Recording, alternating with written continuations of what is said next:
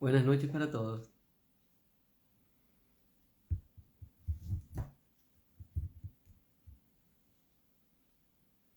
Buenas noches, Obi. Buenas noches a todos los que se están uniendo a esta transmisión en vivo. Bienvenidos. Buenas noches, Chiapas. Buenas noches, Teresa. Gracias por estar aquí con nosotros. Buenas noches, Lía. Esperemos que entre Wilfredo Lanza, que es nuestro compañero del día de hoy, para disertar como nuestro tema. Ya entró. Le voy a pedir que entre, que envíale la invitación.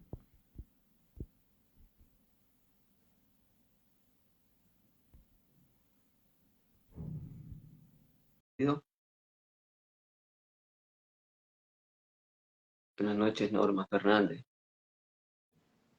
Buenas noches. Hola, Hola, ¿cómo estás, Wilfredo? muy ¿Cómo te bien, digo? gracias. Aquí esperando este momento tan bonito. Ah, qué bueno. Bueno, buenas noches a todas las personas que se están conectando a este en vivo del día de hoy, en el cual abordaremos el tema Venezuela, vista en tres perspectivas. Víctor Frankenstein, Martin Heidegger y los ataques cibernéticos. Es un tema que creo que es inédito. Creo que ante la situación que está viviendo Venezuela, en todos los análisis que se han hecho, yo no he escuchado nada igual al planteamiento que hoy junto a Wilfredo vamos a abordar. Por eso tengo muchas ilusiones puestas en este en vivo, porque creo que va a ser muy interesante y de mucho aprendizaje para todos nosotros. Les voy a dar una observación que quisiera que respetásemos todo, dado la importancia del tema, y es que sus comentarios, sus interrogantes, las coloquen en la casilla donde aparece la interrogación, de tal manera que podamos hacer un uso ordenado de las preguntas que ustedes van expresando a través de la disertación que vayamos haciendo. Así que, como todos sabemos, pues hemos vivido un proceso eleccionario en el cual se han dicho muchas cosas. Nosotros hemos venido, yo le decía hoy a Wilfredo, pareciéramos hijos adoptivos post-mortem, en el caso mío, de Heidegger, porque lo hemos venido trajinando durante prácticamente los últimos 4 en vivo. En el vivo anterior trabajamos sobre elecciones de pareja. Y el tema de hoy, de alguna manera, se vincula con elecciones. Y lo vamos a analizar en función de esas tres visiones. La visión de Frankenstein, ese monstruo que Mary Shelley en su novela, el doctor Víctor Frankenstein creó, y además desde ese cuarto Heidegger, del Heidegger de su última etapa de la vida, donde también nos dejó enseñanzas muy importantes que son aplicables hoy en Venezuela y en muchas partes del mundo, de la situación que el mundo vive actualmente. Así que, querido Wilfredo, a quienes no lo conocen, Wilfredo es psiquiatra, doctor en psiquiatría, es psicólogo, es teólogo, es decir, es un hombre que tiene un amplio conocimiento en diversas disciplinas y del cual todos los días lunes nosotros nos nutrimos con su sabiduría. Así que, querido Wilfredo, bienvenido, y quedas en la palabra para que nos plantee esa visión que tú has diseñado sobre la problemática que Venezuela vive hoy y cómo estas tres visiones están allí presentes y sirven de aprendizaje para todos nosotros. Muy bien, buenas noches, tengan todos. De verdad que es interesante porque lo que hemos dicho ya en otra oportunidad, ¿no? La filosofía como elemento que nos ayuda a leer los acontecimientos. es lo que estamos viendo a día y cómo lo podemos transportar, trasladar a nuestra, además de intelecto, comprender lo que está sucediendo. Y hay muchas cosas que no vemos y hay otras cosas que sí podemos ver, pero son más las que no vemos que las que podemos observar. Por eso el campo de la fenomenología nos ayuda, el campo de la hermenéutica nos ayuda. Hay muchos campos que nos pueden dar como la lucidez para poder entrar en contacto con lo que nos rodea. Hay una serie de elementos que están concomitantes y que si nos desesperamos, más bien podemos caer pues, en un bucle del cual no podemos salir fácilmente. Hay un autor que dice que la percepción es la impresión, que el exterior deja en nuestras mentes. Por eso es que decíamos la vez pasada que percepción es igual percibir, es mirar desde lejos, es mirar como desde los hombros. Por eso es que intuir es mirar desde dentro, pero percibir es mirar desde lejos, desde fuera. Entonces, la percepción es la impresión, la impronta que el exterior deja impresa en nuestra mente. ¿Y qué es lo que hace la fenomenología? Sencillamente, la fenomenología es el modo de describir los acontecimientos o trances de la percepción, de las impresiones. Entonces, la impresión queda impresa y la fenomenología la describe. La fenomenología la narra, vamos a decir así. Trata de entender ese trance de la percepción. Entonces nosotros hacemos fenomenología de la elección, fenomenología del día 28, fenomenología de los 10 días que han pasado. ¿Qué es lo que se va manifestando? Porque estamos impresionados como el elemento de la percepción. Estamos viendo cosas, pero no nos quedamos con solamente ver cosas, sino que las traducimos simultáneamente de la mano de la fenomenología. Y esta fenomenología, aunada por la hermenéutica, la vamos interpretando. La vamos dándole sentido o dándole lectura. Y es lo que vamos a intentar hacer ahora con este momento de reflexión para que podamos, en verdad, leer desde otra visión o desde otro libro o de otro guión lo que está sucediendo. Y como bien lo dijiste antes, María, no solamente en Venezuela, es el mundo entero que está leyendo otras cosas, está viendo otras cosas y está esperando otras cosas. Y por eso nosotros, desde la fenomenología y la hermenéutica, que es la filosofía que procesamos, nos iluminamos a través de ella para entender lo que está pasando. Ok, entonces, eso es un poquito de introducción para decir por qué leemos así, o por qué vemos así, o por qué interpretamos así. Simplemente lo que estamos buscando es la manera de darle lectura o darle letra a la impresión que estamos viviendo de la percepción o de lo que percibimos. Sí, la semana pasada estuvimos hablando de la elección, en este caso de pareja. Les voy a remitir a un autor que murió hace poco, Enrique Dussel, filósofo latinoamericano, exiliado, vivió mucho tiempo en Chile, fue profesor mío cuando estudiaba filosofía en Colombia, en la USTA, y de verdad que tuvo una producción muy interesante. Pasó también por Venezuela, tuvo buena incursión en el campo filosófico de estos últimos años. Pero aparte de eso, él tiene un libro. Este libro se llama La erótica latinoamericana. Y entonces, en ese caso, lo que quiso fue ver cómo se daba el gobierno, los gobiernos en América Latina desde el descubrimiento de América. Y cómo ese elemento de relacionar de conquistador y conquistado la América como una gran mujer y el conquistador como en el español, y cómo se da esa fusión, y cuándo se retiran o cuándo se acercan. Es un libro que de verdad vale la pena leerlo porque es una cosa totalmente inédita para el momento.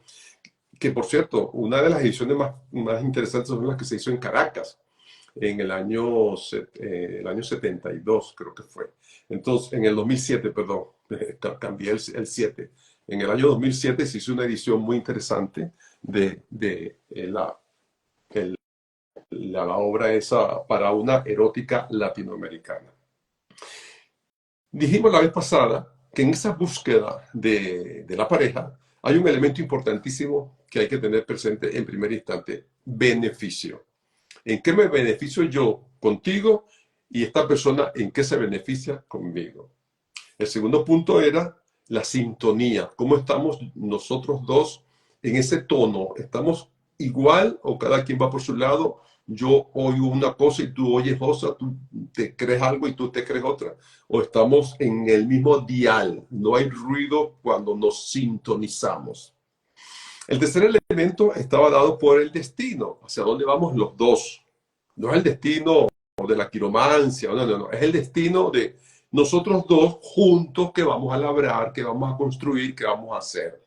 Desde la procreación de hijos, ¿cuántos? Desde dónde vivimos, norte, sur, este, oeste, en América Latina, en Europa, en dónde vamos a vivir, cómo vamos a trabajar, cómo vamos a distribuir el dinero, cómo vamos a resolver nuestra línea blanca, la línea marrón, cuántos carros vamos a tener, cómo será la casa, viviremos en un edificio, en casa, en un rancho.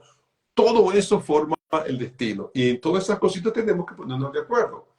Y si empezamos a decir, yo quiero vivir en un edificio, y yo digo, yo quiero vivir en casa, ya empezamos a tener ruido. Si digo, yo quiero tener un carro y con un carro vamos a estar todos, y yo quiero tener dos, entonces nos empezamos a tener, o sea, parecen cosas pequeñas, pero cosas que nos pueden agilar o cosas que nos pueden unir.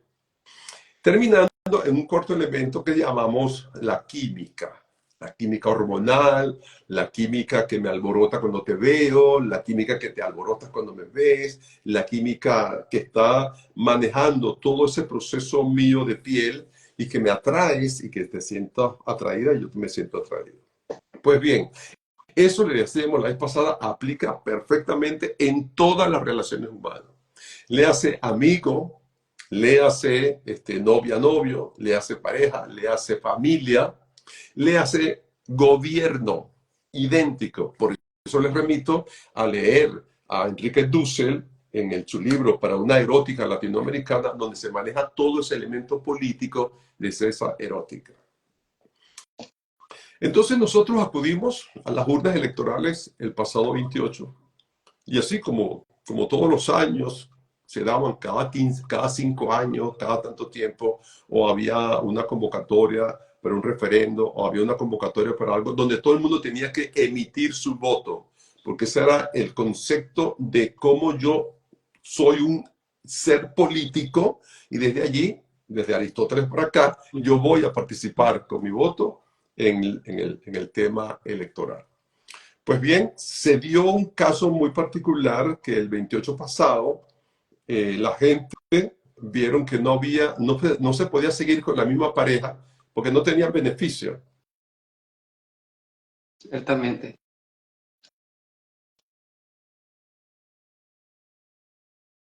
Beneficio en nuestra relación. Vamos a buscar la sintonía y el gobierno habla de una manera y yo hablo de otra, entonces no consigo sintonía. Voy a buscar destino y yo creo que contigo no voy ni a la esquina. Mi destino se perdió en el camino porque no coincidimos en el destino y estamos como separados, estamos como divididos. Y luego en la química de verdad que no me atraes para nada, no me llamas la atención. Entonces nos las pasamos peleando, nos las pasamos discutiendo, no hay comida, no hay gasolina, hay una serie de elementos que como pareja no podemos seguir adelante. Y entonces ese elemento calza perfectamente y la gente, en su gran mayoría, como el voto es la voz del pueblo, decide cambiar de pareja. Decide cambiar de pareja y le dice a la pareja actual, mira, no, nos divorciamos, no queremos, yo de verdad no puedo seguir. La otra persona, la pareja, dice, tú no te puedes separar de mí. Y por lo tanto, aquí vamos a tener pleito y aquí vamos a hacer una serie de cosas porque yo no acepto que te separes de mí. Y bueno, y entonces ahí empiezan las diatribas, porque el tema no es que no te vas a separar, sino que yo me separo y ya tengo con quién convivir de ahora en adelante. Ya tengo con quién. Y tiene nombre y apellido. Entonces ya no es cuestión de que me estoy separando y vamos a darnos un chance, vamos a ver si a la vuelta de la esquina. No, no, no, no. Nos separamos porque ya yo tengo el compromiso con otra persona, con otro estilo de gobierno que quizás a mí me vaya mejor, dice el pueblo que está haciendo la elección. Entonces, eso de verdad es un tema interesante, porque vemos cómo cada uno de estos puntos, cómo pueden intervenir en un elemento colectivo y a la hora de tomar una elección que combina con la decisión, se dan elementos que no se estaban esperando, o que al menos se esperaban, pero que la otra parte de la pareja no estaba esperando que la cosa fuera tan contundente. De tal manera que es un punto que quiero traer a la reflexión, como para decirles que no es cuestión de una teoría simplemente, es en la práctica que se dan todas estas cosas, es en el día a día que se van dando cuando nosotros lo analizamos y vemos, oye, mira qué interesante cómo los intereses han ido cambiando, cómo las cosas han ido cambiando y cómo un gran pueblo decide por algo porque ya no puede seguir en esa circunstancia. Esa introducción quería decirle como para tener una liazón con lo que habíamos hablado el lunes pasado y cómo tiene cabida, cómo tiene practicidad en lo que estamos viviendo hoy por hoy en nuestro país. No sé si hay algo, comentario por allí. No, no hay comentario. Pienso que la diferencia es que esos beneficios y todos esos elementos que tú mencionaste anteriormente fueron progresivamente presentándose hasta que llegó una situación de hastío y la gente, la gran mayoría dijo no, ya no más. Entonces, no importa cuánto se oponga esa pareja para que nosotros podamos concretar nuestro anhelo, porque para eso tenemos elementos a través de los cuales podemos hacer valer ese anhelo y que sea realidad. Sí, así es interesante eso. Y creo que al menos yo lo analizo de esa manera y me parece válida el acercamiento a la situación y cómo podemos entenderlo como para darle curso a la cuestión. Ahora, esta pareja ha madurado, esta persona que pide el divorcio ha madurado y no es que se va a ir de buenas a primeras con otra persona, sino que también esta persona en su madurez tiene exigencias para con la otra persona. O sea, quiere participar más en el progreso, en el cambio que se espera en esa relación de pareja. No es una persona que se queda sumisa o se queda inmóvil esperando que el otro haga todo por. Y también el otro le dice, yo sé que tú vienes de una relación anterior un poco traumática, pero vamos a hacer entre los dos los cambios que creemos convenientes. De tal manera que no es que A va a hacer todo y B va a esperar, o B va a hacer todo y A no va a hacer nada. Lo mancomunado tiene que darse y por eso hay un elemento de exigencia en de ambos lados, como para que la cosa se encamine bien. Y para eso tenemos 5 años, para eso vemos qué se puede hacer y qué no se puede hacer. Y así constantemente se va poniendo las cosas en baños de María para que no se enfríe y no pierda consistencia y trabajar mancomunadamente. Si no, se repite la historia, se repite la cosa y hay que volver a irse por otro derrotero que no nos han servido y que puede ser que no, la historia política de nuestro país no nos confirme de esa forma. Ahora, ¿cómo podemos integrar a esta situación actual esta personalidad de Frankenstein? ¿Ok? Ese monstruo creado por el doctor Victor Frankenstein a través de la novelista Mary Shelley. Ok. Ok, cerrado el primer punto introductorio. Entonces entramos en este punto 2, porque es una el punto uno, que es la lectura desde Mary Shelley, y Frankenstein o el moderno Prometeo. Vamos a poner en contexto, estamos hablando del siglo XIX. 1831, 1830, por ahí estaba Mary Shelley después de un concurso, a ver quién ganaba, quién hacía el mejor cuento de terror, ella lo ganó. Y tanto así fue interesante que no aparece ella como mujer, porque la literatura está en manos de hombres. Y su mamá era muy feminista y ella tomó de ella. Y entonces no apareció hasta la segunda edición, creo, que quien escribió el libro fue una mujer y no un hombre. Porque además Chili es el nombre, es el apellido del esposo. Entonces aparecía Chili como el esposo de ella y no ella la que escribió la obra. Y entonces Perdón, Wilfredo, sería interesante además contextualizar para la audiencia lo de Prometeo, que es parte, porque se llama el moderno Prometeo, porque es parte del mito griego que habla de Prometeo. Entonces, que quizás algunos en la audiencia no lo tengan claro. Ok, entonces, por favor, dinos qué fue lo que pasó con Prometeo y en la mitología griega. En la mitología griega, Prometeo era un titán que le robó a Zeus el fuego para entregárselo a los humanos. Y como se lo robó, Zeus se enfureció y lo condenó eternamente a estar atado a un árbol, ¿verdad? Donde todas las noches venía un águila a comerse su hígado y al día siguiente volvía a ser prácticamente lo mismo. Un poco tiene que ver, yo lo relaciono también con el mito de Sísifo, ¿no? Ese subir la piedra y la piedra que baja, ¿ok? La repetición constante del sufrimiento, del dolor, del sentir que no hay un futuro, hasta que llega Hércules y a través de unos aliados que se encontró, logra eh, quitarlo de allí. Ok. Entonces, tres cosas interesantes en el mito. Primero, Zeus, que es el dios. Segundo, fuego.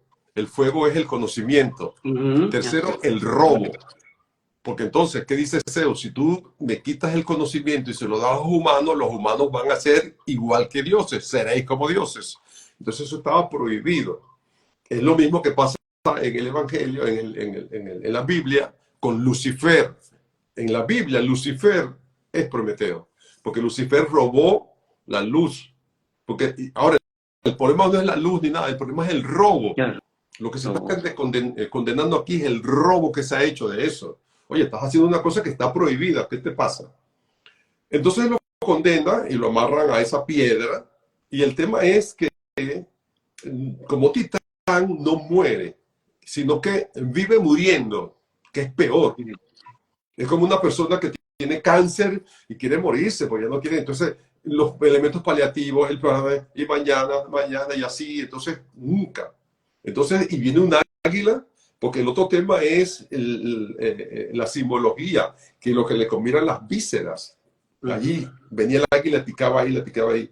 Pero ¿por qué? Como dice, un poco lo dice Freud, nosotros somos gástricos. Nosotros somos gástricos. Todos nosotros, cuando tenemos las sensaciones y todo, va por allí.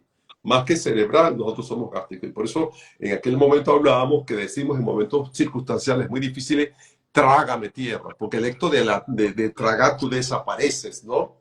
Y en ese momento dije, Dios mío, ¿qué hago aquí? Trágame tierra. Entonces, en ese elemento gástrico, viene la mitología y el águila venía todos los días y le picaba allí al hombre y se moría y volvía a resucitar al otro día y dale, y dale, y dale, y dale. Ok. Entonces, primer elemento, robo. Segundo elemento, conocimiento. Y ahí están los dos aspectos que se entrecruzan. Sucede que Mary Shelley habla de Víctor Frankenstein como el moderno Prometeo. ¿Pero por qué? Porque le pasa a Víctor que quiere ser Dios creando a un nuevo hombre. Y entonces él se empeña a crear un nuevo hombre desde su criterio y muy dentro de, porque hay muchos rayos de luz, estaba la física, estaban los elementos ya técnicos poniéndose a valer y él utiliza todo ese elemento, hace en la película que está muy bien hecha, por cierto, hacen un gran vientre materno donde va mezclando todos los condimentos y todas las cosas y va tomando la pierna de un ladrón, el cerebro de un científico y va haciendo ese puzzle, ¿no? Ese rompecabezas y arma a este nuevo hombre. Pero sucede que esta nueva criatura que ha creado el Dr. Frankenstein se rebela contra él. Y entonces él, en vez de estar muy a la paternidad responsable de la criatura que acaba de crear, huye. Y entonces en esa huida, que significaría en Prometeo el castigo eterno que cae atado, no se enfrenta. Y entonces la nueva criatura toma vida propia y hace lo que hace, pero buscando siempre un padre, que él mismo dice, es que tú nunca me quisiste como hijo, al extremo que nunca me pusiste nombre. Y al no ponerme nombre, soy un monstruo. Y toda la gente me huye al verme porque me ven que soy un monstruo. Yo no tengo nombre. Y o sea, es un romanticismo increíble que la Mary Shelley describe en esa obra, sobre todo cuando él se enamora, cuando oye la música, cuando hace todas las cosas como un ser humano corriente, pero que le falta padre, que le falta ser aceptado.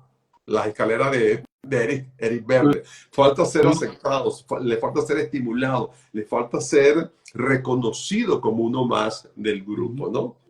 Entonces Mary Shelley lo que hace es presentarnos el drama de un ser recreado por la tecnociencia moderna de aquella época. Ese es el drama.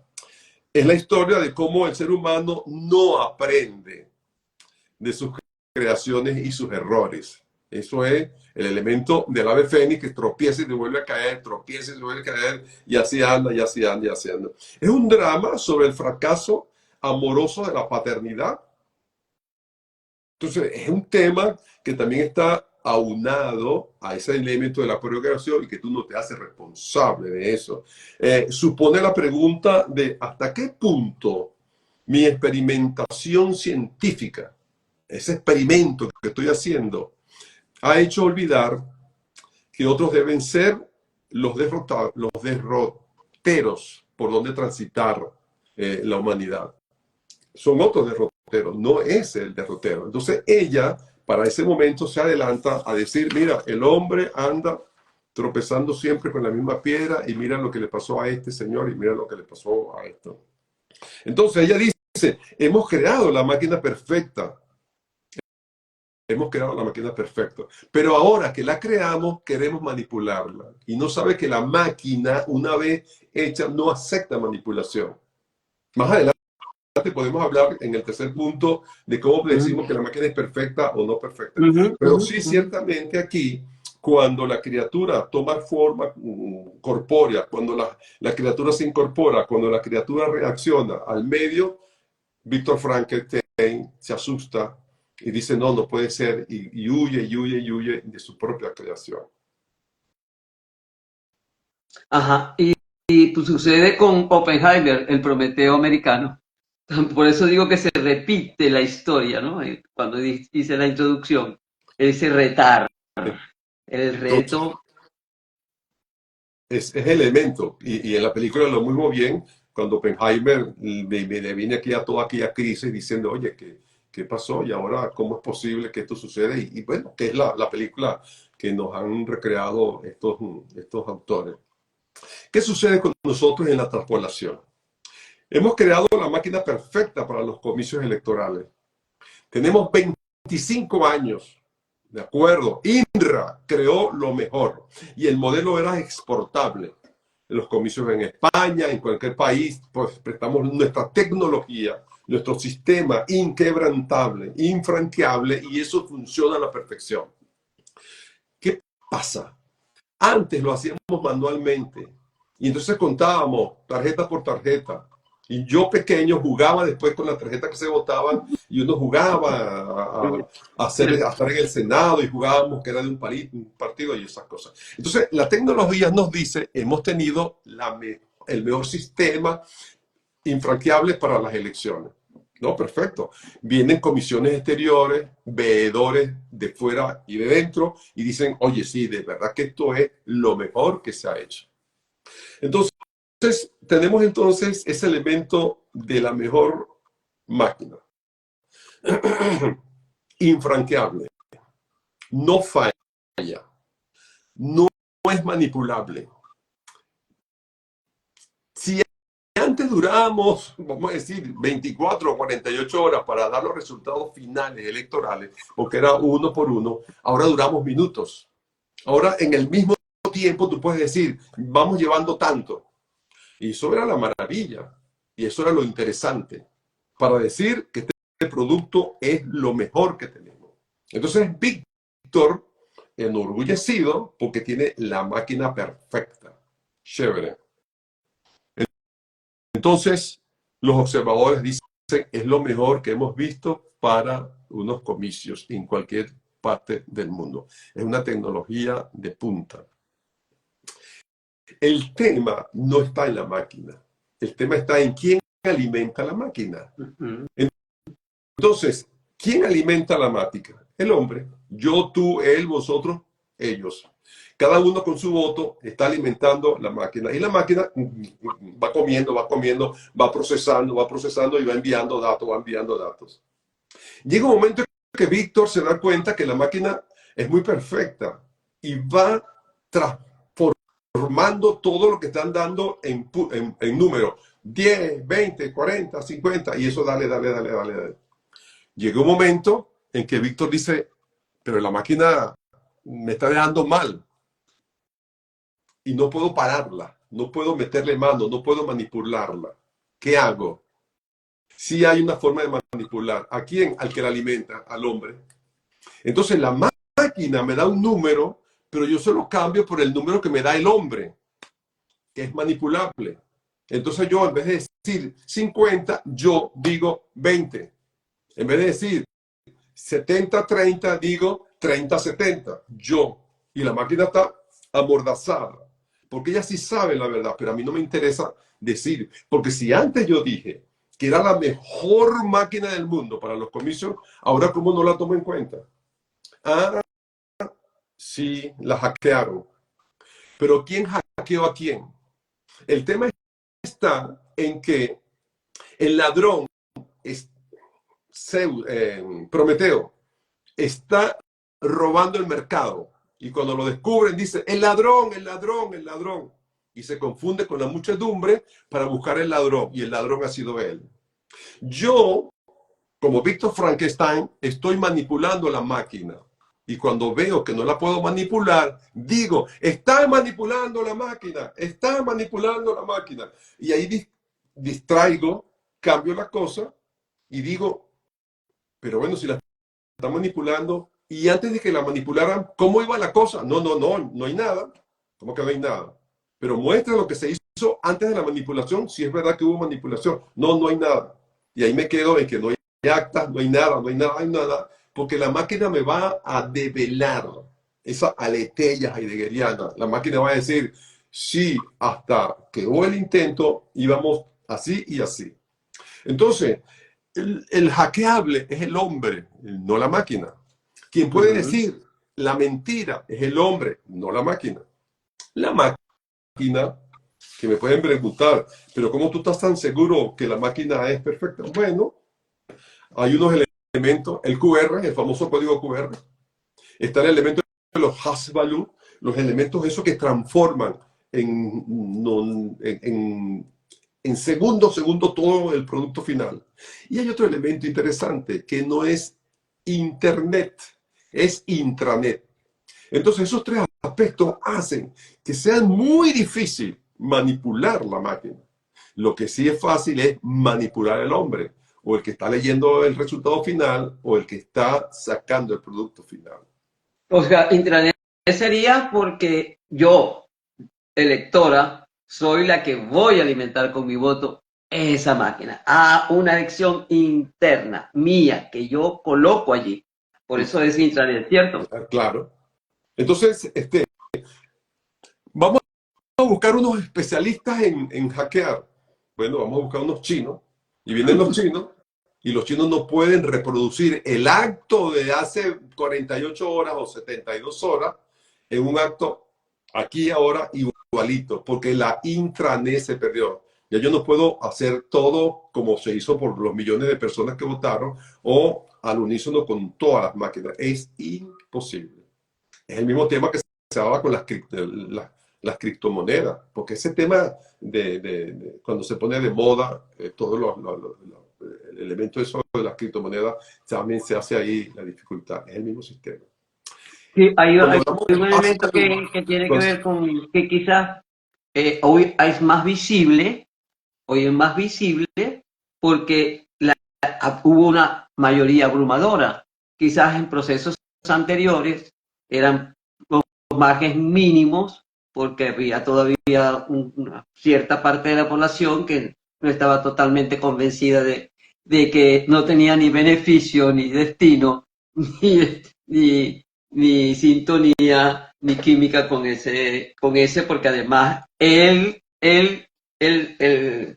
que conducía el proceso electoral amenazaba a la gente con que lo vamos a despedir de sus puestos, con que van a dejar de recibir ciertos beneficios, pero llegó la hora en que la gente decidió no seguir, que no había beneficio alguno, que no había sintonía alguno y que era hora de cambiar de decisión.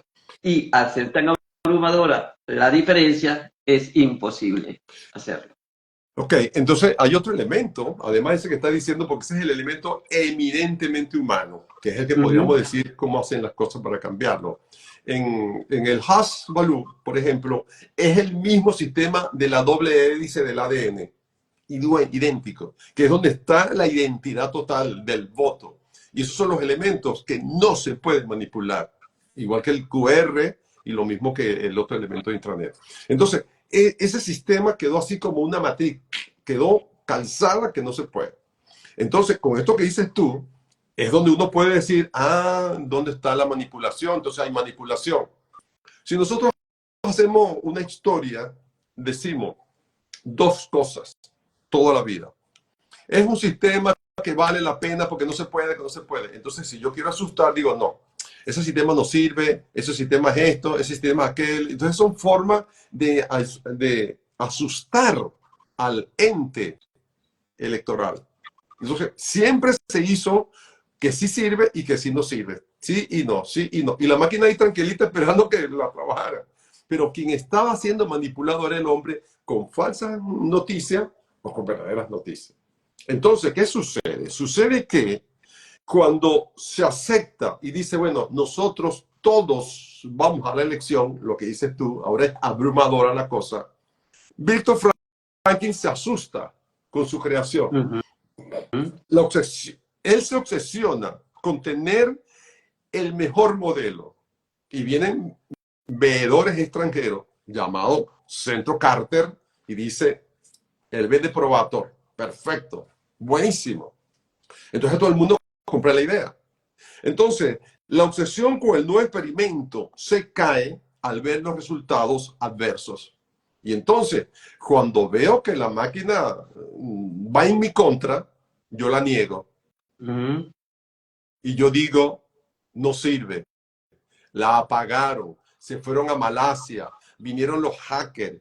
Empiezo a decir un poco de cosas que son contradictorias a lo que yo había dicho desde hace 20 años. Que era infranqueable, que era infranqueable.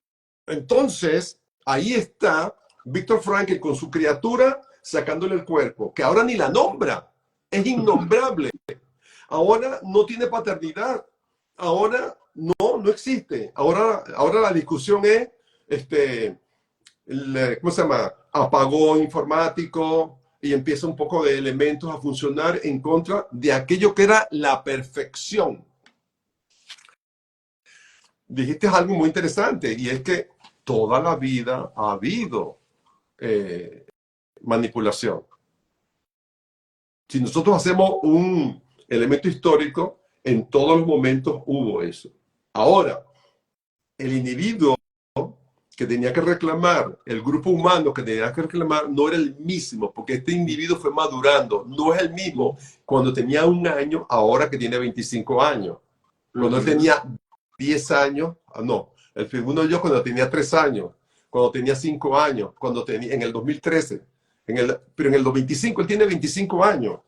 Y él es todo un grupo humano que dice, no nos van a seguir engañando. Nos engañaron hasta hoy, pero ya no nos pueden. Y por eso entonces, Víctor Frankenstein, que es el gobierno, deja la máquina de un lado y se pone a pelear de otra manera. Empieza a buscar discusiones de otra manera que no les sirven, pues, para dar a entender qué es lo que está sucediendo. Yo lo veo de esa manera, igualito de la creación de este nuevo Prometeo. No asumir la responsabilidad de que eran ellos los manipuladores, manipularon a ese monstruo que dijeron que era perfecto y resulta que como perfecto que fue, dio unos resultados que se negaron a aceptar y entonces utilizan ahora otras armas desconociendo la identidad de su hijo como lo hizo Víctor Frank y no asumiendo la responsabilidad de que ellos dijeron en múltiples ocasiones que será el método más perfecto. Dice Saredil exactamente, siempre es y será humano el manipulador y el mayor depredador en la escala filogenética. Sí, no, interesante. Es que la máquina sigue siendo perfecta. La máquina no es imperfecta. La máquina sigue siendo perfecta. La máquina sigue siendo perfecta. Lo que está en la imperfección es el hombre que la manipula. Hay todo un consejo científico que se llama CNE. Entonces, el CEN, el grupo que la va a manipular, es el que va a meter mano y hacer, no la máquina, sino que los resultados den otra relación. Ahí está el tema. Entonces, los encargados de decir el dictamen final, como dice el otro, acta por acta, dicen otra cosa distinta a lo que dice la máquina. O sea, imaginémonos que estamos en un laboratorio y están los científicos, todos, que es el presidente del poder electoral y son los otros los que están al lápiz. Y hay veedores y hay testigos, o sea, hay familiares del que está enfermo. Y al familiar que está enfermo no lo dejan entrar para ver qué tipo de cáncer tiene o qué enfermedad terminal tiene. Y los que están adentro toman las decisiones por todo el mundo. Es el mismo cuadro. Y si nosotros nos acordamos en la película cómo aquel gran matriz que inventó Frankenstein se vierte, se viene al suelo, se cae y sale el monstruo de aquella gran piscina que tenía y empieza a hacer desmanes y a hacer cosas porque no se podía poner en pie, pues. Era un monstruo, pero estaba recién nacido y no podía, entonces no tenía quien lo agarrara. Entonces, esos elementos son los que yo veo que son idénticos. Idénticos. Un poco lo que tú dijiste de Oppenheimer, cuando ve lo que significa una bomba atómica. Y dice, ahora no somos nosotros los americanos los que podemos hacer, porque después mañana viene Rusia, después viene China, y cada quien tiene su bombita bajo el brazo. Entonces todo el mundo anda con bombas, porque ya dimos el primer paso para crear esto. Entonces, ¿cómo hacemos? ¿Cómo hacemos para detener esta monstruosidad que hemos... A mí de verdad me parece sumamente interesante. Y ese monstruo se multiplica cual medusa cuando cada país tiene su propia bomba. Exacto. Así de fácil. Ok, Wilfredo, entonces, ya más o menos tenemos bastante claro lo relacionado con el primer aspecto, okay, con la vinculación que tiene el sistema con ese monstruo que creado por ellos mismos, que dijeron que era infalible y que ahora no quieren hablar de él, lo han abandonado a la merced de las circunstancias que priorizan, de las prioridades que ellos tienen para mantenerse en el poder. Ahora bien, pasemos entonces a la visión de Martin Heidegger. ¿Qué podemos aprender de ese cuarto Heidegger, ya en su etapa de adulto mayor, cuando muere en 1976, para en esta hora que vive Venezuela con respecto a este monstruo y al futuro? Ahora, antes de pasar a Martin Heidegger, termino con un punto de Frankenstein. Y es que Zeus Ujú. persigue a Prometeo hasta hacerlo desaparecer, ¿no? Porque y lo pone ahí y lo castiga. ¿Quién es Zeus? El pueblo. Es Hoy el correcto. pueblo es Zeus, que busca al ladrón, que busca al individuo que le ha robado su fuego de conocimiento, queriéndolo bobo, o creyéndolo que es incapaz o que no sabe hacer, no sabe defenderse. Entonces, así como vino Hércules, aquí tenemos las misiones internas y externas, los aliados o no, que buscan la manera de atrapar a este nuevo Prometeo robándose el fuego. Entonces, Ujú. ahí empieza toda esa persecución implacable. Este nuevo Zeus, que es el pueblo, lo persigue hasta verlo desaparecer. Interesante la Eh, comparación. eh, Es el punto donde nosotros, porque si la voz del pueblo es la voz de Dios, y Ujú. Dios, y en la mitología Dios es Zeus, entonces aquí el pueblo está haciendo el mismo papel. Y es donde se empieza a buscar todos los elementos que se puedan ver. No voy a terminar sin pensar en Tarantino, Quentin Ok, Tarantino ok. en Django desencadenado. Porque el tema de Tarantino es distinto a lo que yo estoy diciendo. Tarantino ahí es el pueblo, es el negro oprimido. Y él se venga y sale y mata a todos los tipos que lo habían oprimido anteriormente. Entonces, ya no es necesario Zeus, sino que él mismo se despierta y acaba con todo lo que lo había dejado. En Ya, este caso, es la conciencia que surge. sí, de la dominación y de la cosa. Entonces, en este caso, el pueblo es Zeus y persigue a Zeus y persigue a Prometeo o al nuevo Prometeo que está quitándole el juego, pues, porque al final es un juego sucio. Es un juego sucio y el tipo gana, pero no muestra el cartón, gana, pero no dice cómo gana, y después busca otros argumentos como para que lo defiendan en lo indefendible, etc. Para mí, cuando yo vi lo que ha pasado en estos días, yo dije, oye, ¿cómo se repite la historia Historia. de Víctor Frankenstein? Así es. Ok, Wilfredo, aquí hay una pregunta en el chat. Algo dice Lucía Marín, que no nos manipulen nuestra amistad, Lucía y Jesús. No, no sé qué quiere exacto. decir. Ahora, la amistad no se Y, puede, la amistad no se va a manipular porque tenemos los cuatro elementos constitutivos que hemos ujú. dicho y eso nos mantiene siempre unidos. Y hay otra pregunta por aquí que es en la casilla que dice, ¿y por qué había una pregunta? Había una pregunta, ya no está, la quitaron. Ok, continuamos entonces. Ok, ¿qué sucede entonces? Y siguiendo con el tema de la técnica, porque Ujú, lo interesante es el tema de la técnica.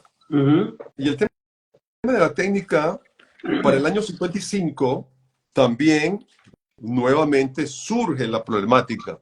Ya tenemos la bomba de Hiroshima, ya tenemos a Oppenheimer, ya tenemos a Einstein, ya tenemos 10 años, ya que no tenemos guerra, ya pasó el 45, el 48, el 50, ya estamos en el 55. Entonces Heidegger empieza a reflexionar sobre el tema, y no solamente Heidegger, sino que este, muchos filósofos están pensando en torno a la técnica. Todavía, todavía hoy, Bin-Chul Han es un ejemplo de ello. Claro, Byung-Chul Han, refiriéndose a Heidegger, él quedó con el aguijón que lo picó de Heidegger y él sigue entonces hoy. Y hoy con más razón, pues, porque hoy el tipo de la tecnología es cuánto tienes tú para matarme, cuánto tienes tú para matar, cuántas bombas, cómo hago. Y los presupuestos de los gobiernos van a invertir en armamento para matar al otro. Pues. Entonces, con más razón, porque, porque al final todo es en relación a muerte y al dominio a través de la muerte. Así es. Entonces, Heidegger dice en una conferencia que tituló la obra Serenidad. Él tiene dos obras en relación a eso, que es La Vuelta a la Naturaleza, que es Serenidad y Caminos del Bosque. Muy interesante, son obras muy poéticas, son ya, le está dando la mano a Hölderlin como el poeta preferido, y está viendo que, como dice latín, qué descansada vida del que huye del mundanal ruido. O sea, regresar a la fuente, regresar a la naturaleza, y dependiendo de cómo tú estás enraizado, tus raíces en el suelo, puedes trascender hasta el cielo. Si no te quedas en el aire, si no te quedas sin raíz, si no te quedas sin sostén, te quedas sin roca, te quedas sin tallo a que agarrarte, que ya lo explicamos por la vía de la autoestima. Entonces, Heidegger dice que el hombre tiene un problema serio en relación con el pensamiento. Y llegó un momento en que dice, se pone torpe, se pone bruto, se cree Dios, y entonces en vez de hacer las cosas como debería hacerlo, se va por otro camino. Y es el camino donde vienen todos estos elementos técnicos a tomar la partida y convierte al hombre en esclavo prácticamente de eso. Y él dice que ahí es un camino. Y el otro camino es, oye, hice esto, pienso, reflexiono, y entonces busco otra manera de llegar a la verdad y ver cuál es el camino a seguir.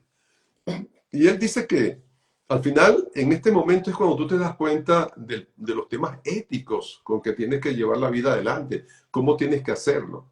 Y entonces él dice, lastimosamente, el hombre se ha quedado en el primer elemento donde se cree Dios, donde puede hacer lo que le dé la gana con la técnica, en prejuicio para él mismo, pero sigue empecinado porque no quiere reflexionar, no quiere pensar. Y Por entonces eso él dice, hace la distinción de el pensamiento calculador y el pensamiento reflexivo meditativo, porque el otro se demora. Cuando pensamos reflexivamente, nos demoramos, analizamos múltiples variables y lo vemos partiendo desde esa esencia que tenemos porque somos parte de esa naturaleza que a veces nos empeñamos en destruir. Y el pensamiento calculador, que es el que todo lo mide, es el pensamiento de esa técnica que hoy pareciera que supera a la reflexión, a la serenidad, como lo llama él, al pensamiento sereno. y es interesante eso que acabas de decir, porque ese primer punto, como lo dice él, es el pensamiento calculador. Y es lo que ha pasado con estas elecciones. Hasta ahora se dio el pensamiento calculador. Nosotros hacemos esto, metemos acá. El que va a estar presidiendo la mesa electoral es amigo nuestro, él va a estar siempre a favor nuestro, no vamos a entrar a los veedores, vamos a prohibir. Entonces ya yo tenía calculado todos los elementos para ganar las elecciones. Lo tenía todo calculado. Pero acuérdense, se olvidaron de la máquina. Se pensó que prohibiendo las entradas, se pensó que no teniendo testigos, se pensó que teniendo como ente principal presidente del ente, es de mi equipo, se calculó la ganancia perfecta. Entonces, ese pensamiento calculador nos llevó a donde los lodos, de esos lodos somos hechos de esto, como decía el poeta. Entonces, ese pensamiento calculador es el que dominó hasta ahora. Y dice Heidegger, bueno, si nos damos cuenta que nos hemos equivocado, si nos damos cuenta que jugamos a ganador y perdimos, si nos damos cuenta, lo que nos queda es el pensamiento reflexivo. Pensar qué es lo que vamos a hacer de ahora en adelante, cómo es posible, aceptar, etcétera, y hacer una serie de elementos de la reflexión meditativa, que es la que me va a llevar a no enderezar el entuerto, pero al menos como lo que no hizo Frankenstein, adueñarme de la paternidad, o al menos aceptar que lo que hice no fue lo mejor. Adueñarme del error. Por eso que la palabra derrotera es tan bonita. Porque cometes un error y buscas nuevos derroteros. Los nuevos derroteros son nuevas vías para acabar con la derrota. Entonces, si yo no busco nuevas vías para acabar con la derrota, o sea, si yo no busco nuevos derroteros, lo que hago es hundirme más. Porque sigo empecinado en la misma cosa, demostrando lo indemostrable y acusando una serie de elementos que no son. Y ahí lo dice Heidegger. Entonces, con ese pensamiento calculador te pones violento. Él habla de la violencia. Él habla del elemento ético. Cuando entras en el elemento de la reflexión, dice, es el momento de la ética, el momento La iglesia, cuando habla de mundo, la palabra mundo la manejamos muy poco nosotros. Nosotros decimos mundo, mundo, pero no sabemos qué decimos. Si decimos cosmos, esa palabra sí se ha traducido más. La palabra cosmos significa orden. Ujú. Cosmología es el orden de las cosas en el mundo. Pero la palabra mundo pocas veces la hemos traducido. Y la palabra mundo significa orden. Pero más que orden significa limpieza. De lo inmundo. Por eso la Virgen Inmaculada, Correcto. porque lo inmaculado es el mundo, lo limpio, lo puro. Por eso entonces lo contrario a mundo es lo inmundo. Ujú. Así de fácil. Entonces nosotros manejamos mal la palabra inmundo como sucio, algo inaguantable, y la palabra mundo la dejamos por allá en el archivo. No, de ahora en adelante sepamos que mundo es limpieza, pureza, y lo inmundo es lo contrario. Ujú. Entonces, si nosotros nos empecinamos en ese mundo calculador, nos estamos hundiendo cada vez más. Y estamos entrando en lo inmundo y más que en el mundo. Por eso entonces viene la violencia, por eso entonces viene la represión, por eso viene entonces la muerte, por eso viene el encarcelamiento y lo que estamos buscando llenando a ese mundo de inmundicias, de cosas sucias.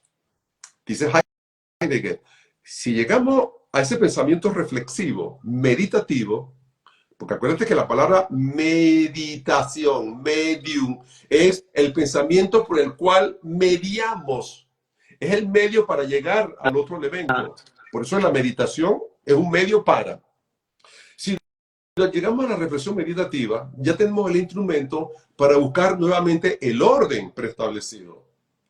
Si no llegamos a ese punto de meditación, de reflexión meditativa, lo que hacemos es hundirnos, lo que hacemos es ensuciar más ese mundo, lo que hacemos es cargarnos más de sangre, más de violencia, más de guerra, y llegamos a la destrucción, que es ok. el tema actual. Que si nosotros no nos damos cuenta, vamos a llegar a un momento en que nos desconocemos todo y entonces viene lo que llaman las guerras fratricidas, las guerras civiles, defendiendo cada quien por su lado algo que al final lo que hacemos es aniquilarnos entre todos. Dice Saredil, además creen que esos impresentables están dotados de intelecto abstracto, lógico e intelecto abstracto, lógico de María y Wilfredo. El intelecto abstracto lógico nuestro. Y es interesante.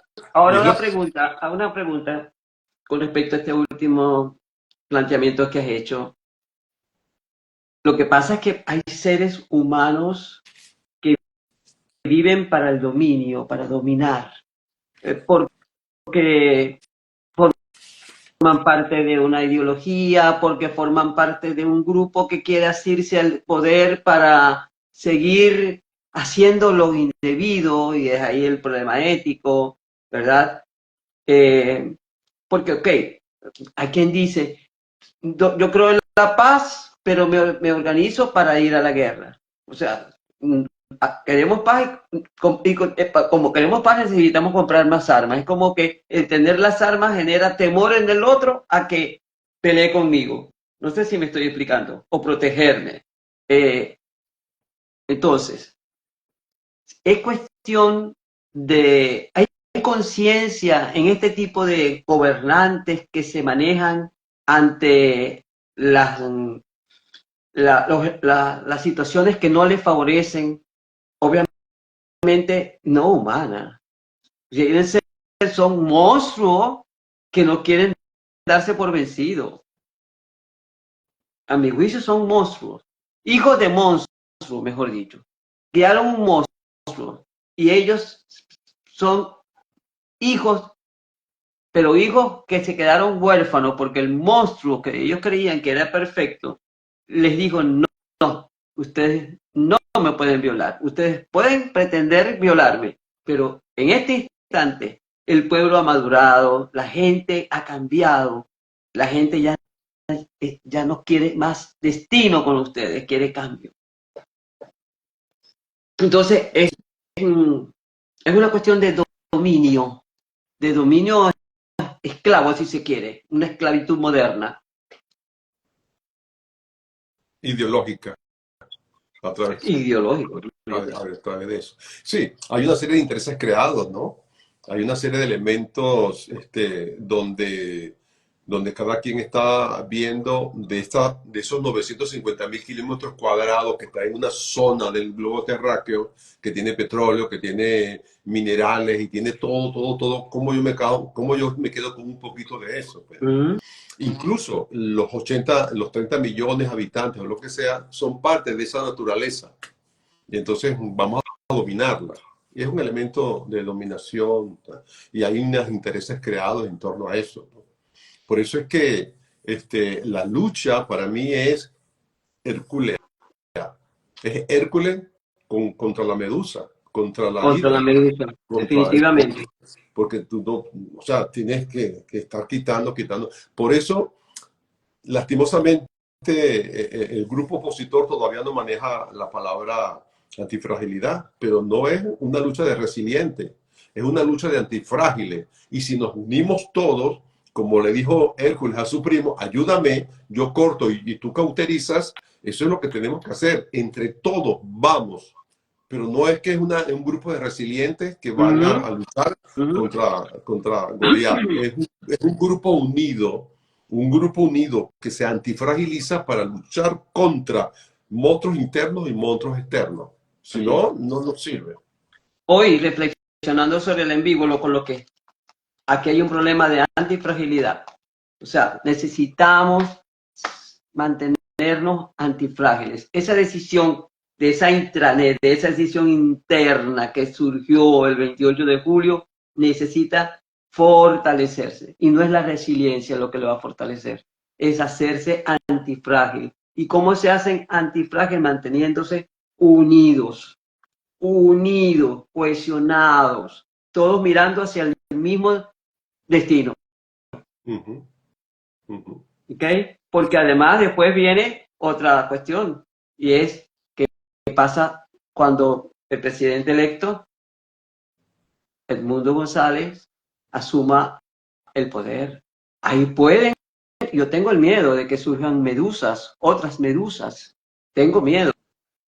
¿Por qué? Porque son muchos los que forman parte de esa coalición, que si no hay un sentido real de que Venezuela necesita enrumbarse de otra manera, cada quien va a querer cobrar lo que le corresponde o lo que cree le corresponde. Pero ya eso es tema para otro evento, pero Sí. es parte de cómo hacer, o sea, yo quisiera que se entendiese que aquí no es un problema de resiliencia, es un problema de antifragilidad. Decidimos cambiar y lo vamos a lograr.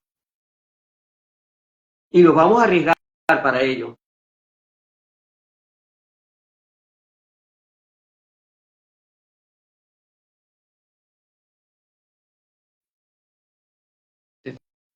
Leyendo la conexión. No es la mía. Está volviendo. No es la hora. Está volviendo. Estaba circulando. Ok. Entonces, voy a decir aquí una cosita no contradictoria a lo que tú dices, pero sí no es la hora de tener miedo, ni asomarla. No tengo miedo, no vamos a asomar esa palabra porque no es hora de miedo. Nos puede quitar un poco la energía de lo que estamos diciendo. Es la hora de la unificación.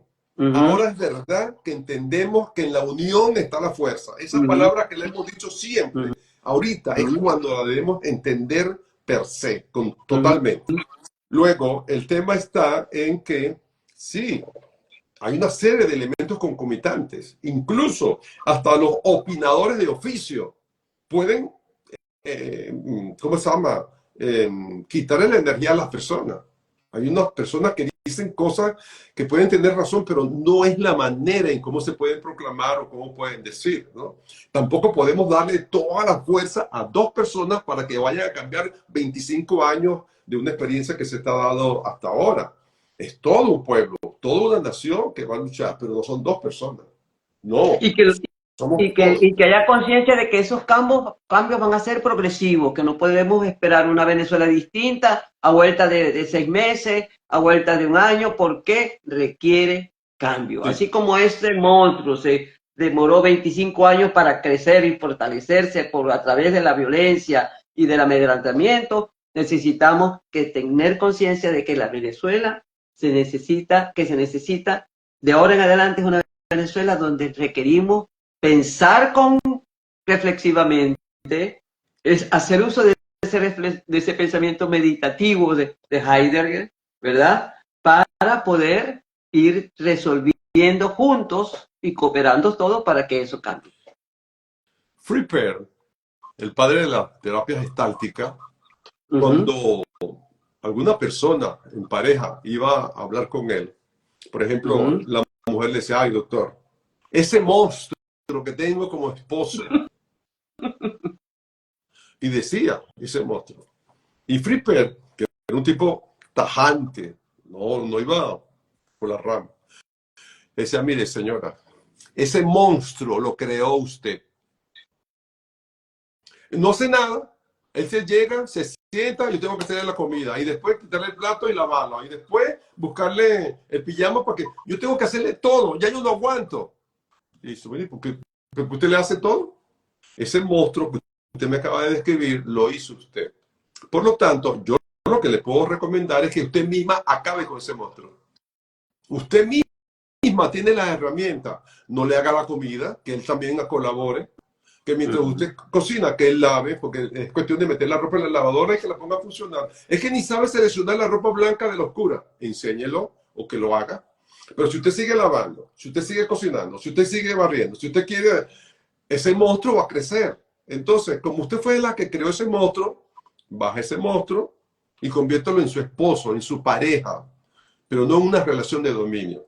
La misma fórmula gestáltica de Fripper calza ahorita. Ese monstruo que hemos creado nosotros, tenemos que empezarlo a desmontarlo y a convertirlo en algo habitable, en algo de convivencia, del convivio. Si no, vamos a esperar que venga otro a quitarnos el monstruo, que vengan los invasores a quitarnos el monstruo. Y eso así no funciona. Ok, entonces, para redondear un poco y ya directamente el texto de Heidegger, porque me parece sumamente interesante y Uh-huh. contemporáneo, aunque lo hizo hace tantos años, que cuando él dice que es una descripción, voy a leer porque no quiero Uh-huh. escaparme de lo que él dice, ¿no? Una descripción breve de los tipos de pensamientos que Heidegger menciona en el texto. Entonces, Heidegger habla de dos tipos de pensar. Uno es el pensar calculador, que está asociado a un fin predeterminado y precisa de ciertas circunstancias dadas. Es interesante porque el tema de las circunstancias orteguiano están dadas. La pobreza en que vive, tú no tienes ropa, tú no tienes esto, yo te doy, yo te doy, yo te doy. No te preocupes que yo te llevo a la bolsa clave, no te preocupes que yo te doy, yo te doy, yo te doy. Estás embarazada, yo te doy para los primeros 9 meses. Tienes un hijo preso, yo te doy por él. O sea, hay una serie de circunstancias de las que yo, Víctor Frankl, me aprovecho, o como el pensador calculador, para estar ahí ganando la indulgencia, ¿no? Estoy pendiente. Entonces dice él que hay una serie de circunstancias dadas. El otro es la reflexión meditativa. Entonces, la calculadora. La otra, la meditación, la reflexión meditativa, la cual es inminente al hombre y al mismo tiempo, cada vez más, dice Heidegger, el hombre huye de este pensar. Está inminente al hombre, pero el hombre le saca el cuerpo. Está pensando. No, hombre, deja a esos tipos que piensen en otro. Yo no la está pensando. O sea, le saca el cuerpo a esa cosa inminente que está dentro de él. La huida ante el pensar es una característica de la época, en la era atómica, dice él, y constituye una amenaza para el sentimiento de arraigo del hombre. El avance del pensamiento calculador por sobre la reflexión que lleva a la dependencia del mundo técnico y finalmente a la pérdida de un fundamento para la vida humana. Entonces, yo digo que más claro, imposible, ¿no? ¿Cómo lo va él a decir allí en este campo. Entonces, dice, en otras palabras, mantenerlos a raya. Mantenerlos a raya para que no nos inunden. De esto se trata la serenidad planteada en el texto. Se trata del poder que tenemos de decir sí o decir no, la elección, frente al uso de la técnica, de disponer de estos objetos cuando lo necesitemos y que su uso nos beneficie y a la vez tener la libertad de parar cuando lo estimemos, evitando que terminen con la propia esencia del hombre. Estamos hablando de la técnica en cuanto a técnica, de la bomba y todas esas cosas. Esto lo traemos acá y decir un sistema de gobierno, es decir, con qué instrumento lo utilizamos y yo lo utilizo y con eso digo que sí y que no. Pero no es que Víctor Frankl revivido va a venir a decirme que no es posible y que hubo un fraude. No es posible. No tiene asidero, no tiene con qué agarrar esa discusión. Por eso me pareció tan interesante esta lectura de ese discurso de Heidegger para el momento, porque se estaba viviendo esas cosas en aquella situación. Y yo creo que el pensar sereno es lo que cabe. Lo que pasa es que en el caso nuestro no sé hasta dónde llega la convicción de que es necesario un pensar sereno del lado de los que pretendieron violar la máquina. Ok. Ahora, que si Anonymous se adjudica un hackeo, eso es igualito que Constantinopla está constantinopolizada. ¿Quién la desconstantinopolizará? El que la desconstantinopolice será un buen desconstantinopolizador. O sea, las máquinas están hackeadas. ¿Quién las deshackeará? El que las deshackee será un buen desconstantinopolizador. O sea, es el mismo para trabalengua. Cuando yo estoy hackeando la máquina y digo, la están hackeando, yo soy la que estoy hackeando. Y cuando viene otro a decirme, mentiroso, tú lo que querías hacer esto, entonces allá hay una lucha de hackeadores. Y la máquina es inocente, la máquina está ahí, no puede decir nada. Y por eso después la ningunean, la rinconan y dicen, ahora nos mostramos acta, porque ya está, el rey está desnudo y se descubre así. El rey está desnudo, no tiene que mostrar. Hay un punto último, que es el tercero que está escrito, pero antes voy a darle rapidito, porque me anoté una serie de frases que yo tenía por ahí escritas desde hace tiempo y calzan ahora nuevamente, porque andamos siempre adelantándonos a los tiempos. Dice Kierkegaard, el padre del existencialismo, el ser humano es a la vez libre y preso de sus acciones. Parece que se lo dijo a Maduro. Maduro, mira, eres libre y preso de tus acciones, así que atento. Eso es. El ser humano es libre y preso de sus acciones. Entonces tú tienes que responsabilizarse de eso, porque si no, y eso lo va a hacer en el libro de El concepto de la angustia, y eso es lo que angustia. Y eso es lo que tiene esta gente en el gobierno angustiado. ¿Qué hicimos? Demasiado. ¿Lo perdimos? No lo perdimos. Y entonces dice Soren Kierkegaard esa perlita, pues, para que lo tengan en cuenta. Cuando uno está angustiado, tiene ese elemento. Y hay otro elemento que me parece sumamente importante en estos momentos. Y es, si no fuera por la adversidad, no podríamos escoger. Lo adversus, ese versus, siempre esas dos vías. Nosotros, frente a la adversidad, escogemos. Si todo es buenísimo, si todo es un continuo, no hay manera ni de devolverse. ¡Ay, chévere! Pero frente a la adversidad nos surge la posibilidad de escoger. La adversidad nos coloca en situación de elegir y decidir. Por eso entonces el que no acepta que tú hayas elegido, te dice, pero si yo me he portado bien contigo todo el tiempo, ¿dónde está lo malo? ¿Cómo es posible que tú vayas a votar en mi contra? No, yo no puedo aceptar que en mi casa voten en mi contra, no puede ser. Y no entiende el otro que es un elemento adverso y que yo puedo frente a la adversidad elegir y decidir. De allí la pregunta, ¿qué parte de mi vida necesita un cambio? Cuando yo estoy frente a la adversidad me pregunto, ¿dónde tengo que cambiar? ¿Qué es lo que tengo que cambiar? Y tomo una decisión. Pero si eso no tiene en cuenta el individuo, porque eso se toma en cuenta cuando yo tengo la meditación. El pensamiento reflexivo meditativo. Exacto. Pero si yo estoy en los cálculos, no puedo entrar en eso. No lo acepto. Y por eso lo que está pasando actualmente. Porque no quieren salir del pensamiento calculador, sino que quieren para mantenerse allí, pues. Porque no aceptan la adversidad. No lo aceptan. Dice Saredi por aquí, la comodidad de no crear, responder, reflexionar, el holgazán del, y no terminó la frase, Ajá. del pensamiento, el holgazán del pensamiento. El otro tema, cuando llegamos en los cuatro acuerdos para la pareja en la química, hay un punto interesantísimo, y es que el que te deja de amar pierde la memoria. El que te deja de amar pierde... Es que yo te di la bolsa clara. ¿Cuándo? ¿Y tú sabes qué hice yo para que me dieran la bolsa clara? Anotarme, pagar por anticipado, no sé qué cosa. Y cuando me llegaron, un poco de gorgojo. No, no puede ser. El que te deja de amar pierde la memoria. A mí me parece eso sumamente interesante, que es aplicable en una situación de una nación. Y en el tema de la reflexión meditativa, la sanación comienza cuando haces lo que tienes que hacer. ¿Qué es lo que tienes que hacer? Aceptar.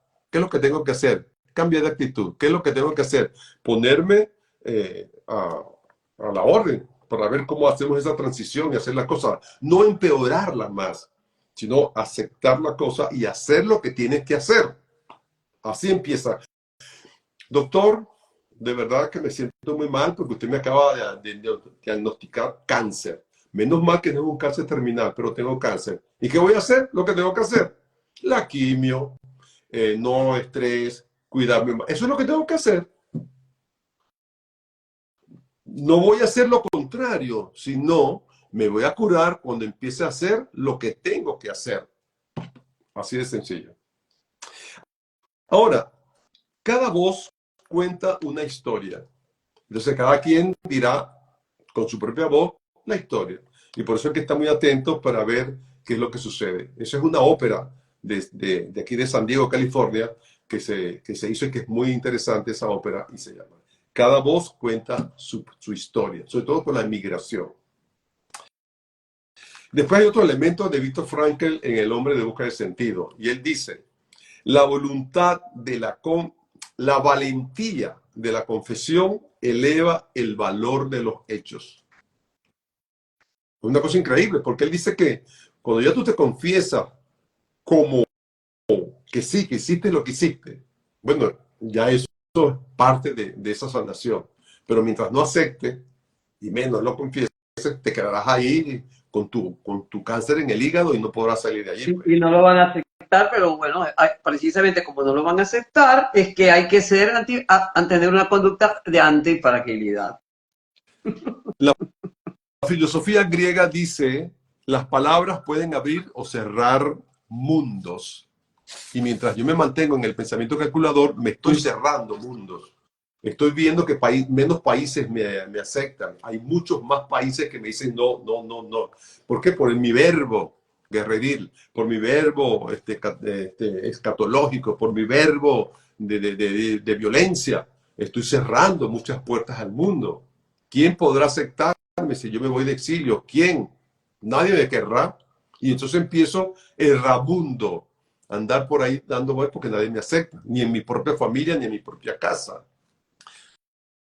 Y el amigo Benito Juárez, ahí en México luchando, hizo su frase famosa diciendo, el respeto al derecho ajeno es la paz entre las personas como entre las naciones. El respeto al derecho ajeno. Si yo irrespeto eso, no tengo paz ni aquí ni allá, en ningún lado. Vivirán, pero sin paz, donde estén. Vivirán donde estén sin paz. Entonces, ahora, el mundo necesita entonces, en lugar de la cibernética, la ciberética y la ética del hombre.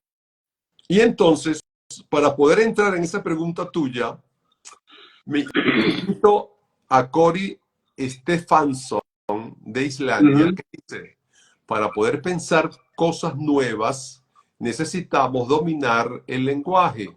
ujú. Tienes que ser un acróbata de las palabras. Y entonces, en esa acrobacia de las palabras, se nos surge que sí, no ha habido una guerra cibernética. Lo que ha habido es una guerra ciberética.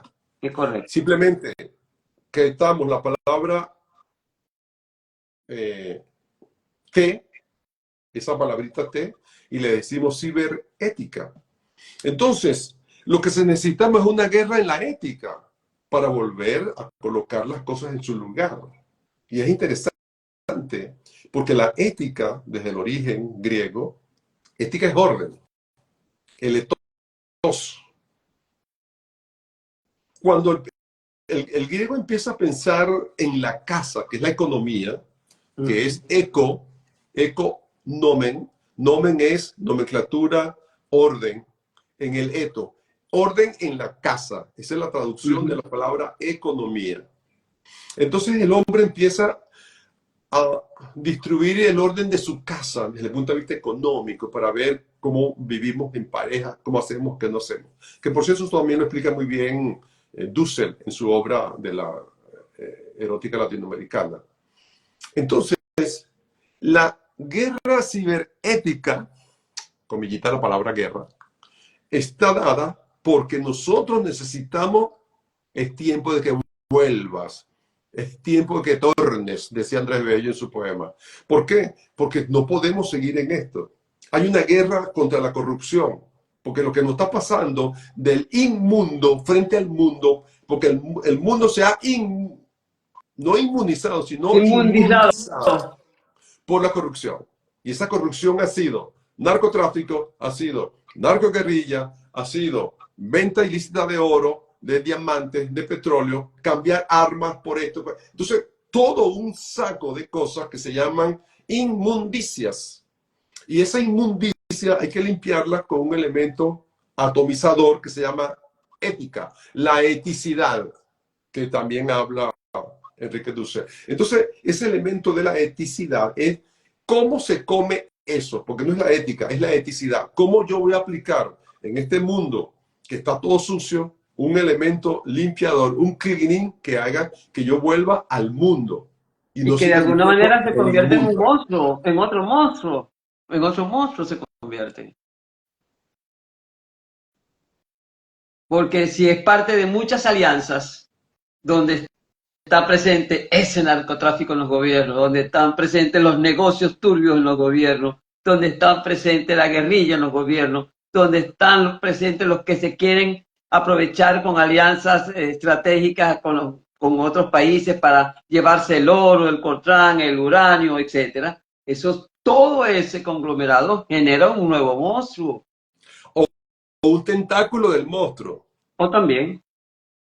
porque son tentáculos, tentáculos, Uh-huh. Es tentáculos. correcto, es correcto. Entonces, ese elemento que tú puedes ver un monstruo, pero que le sale una por aquí, otra por aquí, otra por acá y otra por allá, son tentáculos donde están distribuidos la monstruosidad. Es Pero correcto. sí, me quedo con la palabra mundo, que significa limpio, que significa inmaculado, frente a la palabra inmundo.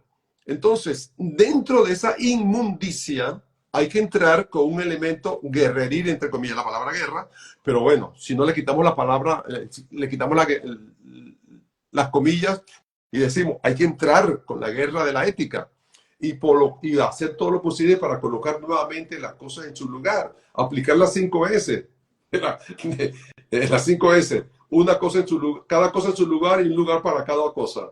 El orden, la limpieza, la distribución, de tal manera que tú consigas todo donde tienes que estar, como dice el movimiento del Kaizen y todo lo que habla de la tecnología Uh-huh, japonesa. uh-huh, uh-huh. Entonces, eso es, tenemos que entonces cambiar la palabra, las palabras con poder, empoderizar la palabra de esa ciberética para que podamos nosotros lograr algo. Si no, vamos a quedar en lo mismo.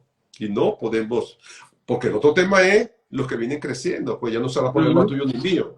sino que la deuda que le debemos nosotros a los chinos y a los rusos, ni lo van a pagar los bisnietos, los tataranietos, porque es todo un país hipotecado. Entonces hay que tener pendiente todo eso. ¿Qué es lo que le vamos el legado que le vamos a dejar a nuestros descendientes? Es un punto importantísimo a tener en consideración en todo esto, ¿no? Bueno, que es por más allí, que es más que ganar una guerra, tirar una bomba atómica allí para matar 300.000 personas, que es más que eso, porque implica comprometer la vida de generaciones, de generaciones, de generaciones. no quiero terminar sin un guiño a Marshall McLuhan. Ok. Marshall McLuhan, cuando él escribe sobre las redes sociales y la aldea global, nos lo estaba diciendo 1960 y estamos hoy viviendo lo que ya el profeta de la tecnología nos dijo. Todos los cambios sociales son el efecto que las nuevas tecnologías ejercen sobre el orden de nuestras vidas sensoriales. Ya hemos hablado de los 5 sentidos. Ahí, nuevamente, nuestra vida sensorial ha sido transformada por elementos tecnológicos, originándose así la aldea global o la globalización. ¿Por qué a alguien se le ocurre decir, no, se hackeó desde Malasia, desde Macedonia. Macedonia, desde no sé dónde, por la aldea global? O sea, la aldea global también nos sirve para manipular el discurso. Como sabemos que estamos en una aldea, entonces fácilmente que alguien, el noveno, ya ni siquiera el octavo, el noveno pasajero, simultáneamente se vaya a Macedonia y jurungue la cosa y cambie el resultado electoral. Ciencia ficción. Todo lo pensado puede ser creado. Entonces sucede que los amigos hackers estaban dentro del sistema, no estaban fuera. Así es. Fueron los que compraron el sistema, los que lo alimentaron por años como diciendo que era lo más perfecto, y cuando se volvió contra ellos, porque además la organización fue excelente y ya no había que llevar a la gente a votar asistidamente, ni inventar tantas cosas como las que se inventaron no para que la intranet no fuera el sentimiento del que iba, sino el sentimiento del quien dominaba en ese momento. Ya eso cambió, o sea, hubo un cambio radical que es notable y eso es lo que no les permite salir de esa obstinación, de esa actitud de venganza brutal que se está teniendo con los jóvenes y con las familias y con tanta gente en Venezuela. Entonces, siguiendo con la tecnología, la palabra más tecnológica que tenemos desde Gómez para acá, o antes de Gómez, le salió el tiro por la culata. Sí, así es. Y más tecnológico que eso no hay, porque es disparar y saliste el tiro para acá y Chacumbele, el mismito se mató. Es eso. Si no sabes jugar, si no sabes manejar la hierba, no te metas a brujo. Meterse a brujo sin conocer la hierba trae sus ciertas incondiciones. Y eso es lo que pasa. Y eso fue lo que pasó. Entonces, de verdad que sí, desde el lunes pasado hemos estado pensando qué nos dice Heidegger, qué nos dice McLuhan, qué nos dice Mary Schiller, qué nos dice en la ciberética, qué nos dicen estas personas que han pensado durante todos estos tiempos. Y estamos hablando del siglo XIX, pero hasta del XVIII y el XVII. Emmanuel Kant, ¿qué te dice? Tienes que ser consecuencialista. Si abriste, cierra.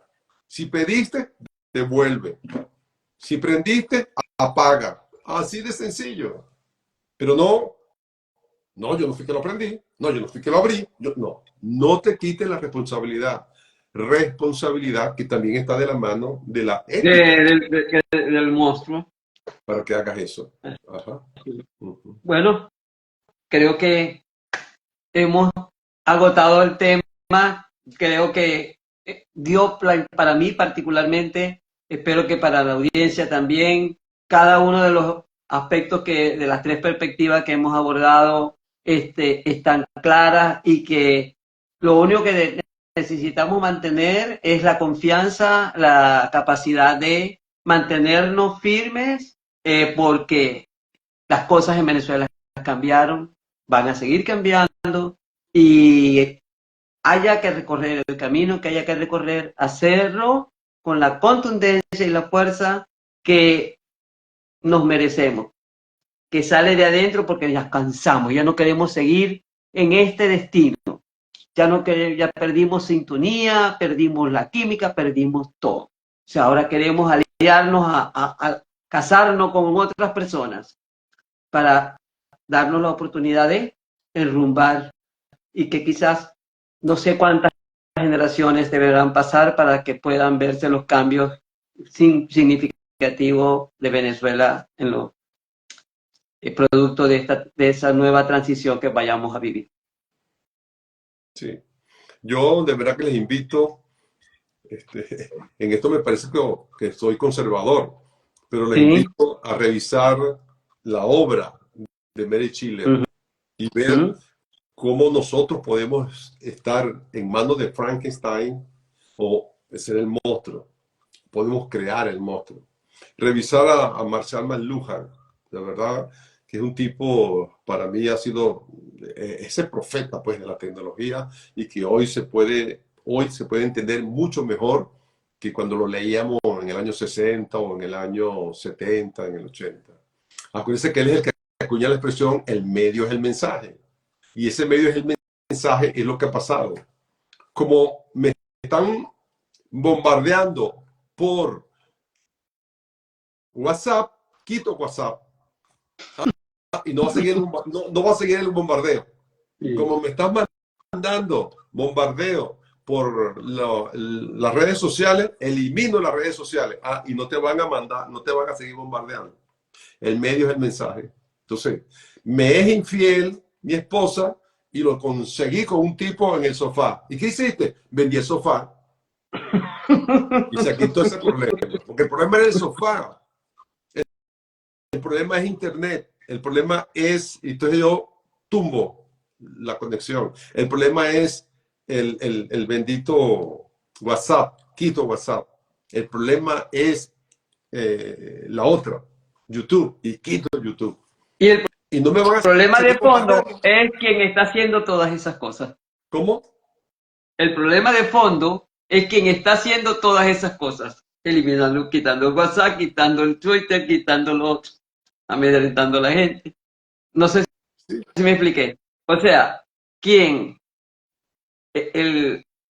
dice quito WhatsApp, quito, pero el que tiene miedo es el que quita todo eso porque quiere seguir teniendo el control. Y ahora hay muchos medios para seguir el control. Hay muchas redes sociales que la gente no utiliza y que, bueno, tendrá que utilizar. Hay muchas cuestiones como el WhatsApp, muchísimas, yo conozco varias, que se pueden utilizar y que, es más, son más íntimas. ¿Por qué? Porque como la usa tan poca gente, no sé si me explico, dan más privacidad. Entonces, es cuestión de conciencia y de mantenernos firmes. Reflexión meditativa. Entonces sí, yo de verdad invito a que revisen estos autores, revisen a McLuhan, revisen a Mary Chiller, revisen a Heidegger en esas conferencias que son muy interesantes y no son difíciles de entender. Son no, para nada. La poética. Que son los autores que nos han formado nosotros y que nos van diciendo, oye, es por aquí, porque eso se repite. Y muchas gracias por estar pendiente y estar activo en esta conversación. Bueno, gracias a todos los que se incorporaron. Gracias, Wilfredo, una vez más. Para mí fue un honor estar contigo, escucharte, compartir algunas ideas. Gracias a todas las personas que se conectaron. Y recuerden, este en vivo quedará descargado. Por favor, dejen sus comentarios, que es muy importante para que más personas lo vean. Compártanlo con quienes crean que les puede ser útil. Y visítenos en nuestra cuenta de YouTube, María Andrade Rodríguez, donde también quedará descargado este video y que ya afortunadamente, gracias al llamado que hemos hecho en esta semana, tenemos 625 nuevos usuarios y eso nos permite pues expandirnos progresivamente. Así que infinitas gracias, Wilfredo. Gracias por ser para mí un dador todos los lunes de fertilidad para mi vida, de sabiduría para mi ser. Amén. Amén. Gracias a ti y a toda la audiencia. Hasta Gracias. luego. Hasta luego.